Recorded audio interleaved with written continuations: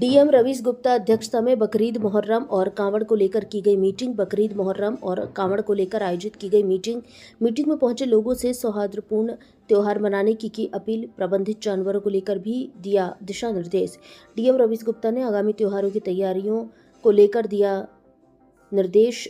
Police line सभागार में आयोजित हुई पीस कमेटी की मीटिंग। भारत संवाद से मोहम्मद टीपू की रिपोर्ट। की बैठक मेरे और पुलिस अधीक्षक महोदय के साथ हुई है। हमारे सारे जो एसडीएम, सीओ, एडीएम साहब, एडिशनल एसपी साहब और हमारे विभागों के अधिकारी और पूरे जनपद के विभिन्न थानों से आए गणमान्य व्यक्ति थे, उनके साथ चर्चा हुई। हमने मुख्य रूप से 3 त्योहारों के विषय में चर्चा की। सबसे पहले जो अभी ईद उल जुहा अभी आने वाला है 7 तारीख, उसके बाद मुहर्रम भी मनाया जाएगा लगभग इस माह के अंत तक, और उसके बाद कह लीजिए कि जुलाई के मध्य में कांवड़ यात्रा है, तो उसके विषय में भी आज प्रारंभिक चर्चा हुई। जो आगे के त्यौहार हैं उनके विषय में तो फिलहाल एक तैयारी रखने के लिए, क्योंकि उसमें दोनों में फिजिकल तैयारी की आवश्यकता होती है, भौतिक रूप से विभिन्न विभागों को कार्य करने होते, उनके विषय में निर्देश दिए गए।